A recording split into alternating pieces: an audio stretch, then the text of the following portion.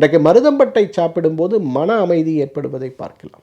நான் அந்த தம்பதிகள் சொன்னேன்ல, அவங்க 2 பேரும் சதா சர்வகாலம் சண்டை போட்டு கொண்டிருப்பது அவர்களுடைய பிடிவாதம் நினச்சாங்க. ஆக்சுவலாக அது அவங்களோட பிடிவாதம் கிடையாது, அது அவர்களுடைய இரத்த கொதிப்பு நோயின்னு. அந்த 2 குழந்தைகளுக்கும் நான் மருந்துகளாக பரிந்துரைக்காமல் உணவாக பரிந்துரைத்தது மருதம்பட்டை பால் கஷாயத்தை தான். அது என்ன மருதம்பட்டை பால் கஷாயம்? 50 மில்லி பால் எடுங்க, 100 மில்லி தண்ணி சேருங்க, நல்லா கொதிக்கட்டும். கொதிக்கும்போது பொடித்து அரைத்து வைத்திருக்கக்கூடிய மருதம்பட்டை சூரணத்தை ஒரு அரை தேக்கரண்டி, அதாவது ஒரு 3 கிராம் அதில் போடுங்க. ஸ்லிம்மில் வச்சுருங்க. நல்லா கொதிக்கட்டும், பாலளவு குறையட்டும்.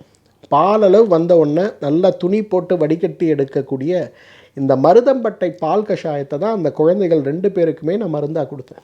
அவங்க சாப்பிட்டு 1 மாத காலத்தில் குடும்பத்துடைய சண்டை 95% குறைந்து விட்டதுன்னு மகிழ்ச்சியாக சொன்னாங்க. யாரெல்லாம் இன்றைக்கி மன மகிழ்ச்சி வேணும்னு நினைக்கிறீங்க, சந்தோஷமாக இருக்கணும், ஹாப்பியாக இருக்கணும், ஃபேமிலியில் சண்டை வரக்கூடாது, ஆஃபீஸில் இருக்கக்கூடிய ப்ரெஷர் எனக்கு வரக்கூடாது, ஆஃபீஸுடைய ப்ரெஷர் என்னுடைய டெய்லி லைஃப்பில் என்னை பாதிக்கக்கூடாதுன்னு நினைக்கக்கூடிய ஒரு மனிதராக நீங்கள் இருக்கீங்கன்னா உங்களுக்கு மருதம்பட்டை தான் மிகச்சிறந்த மருந்துன்னு சொல்லலாம்.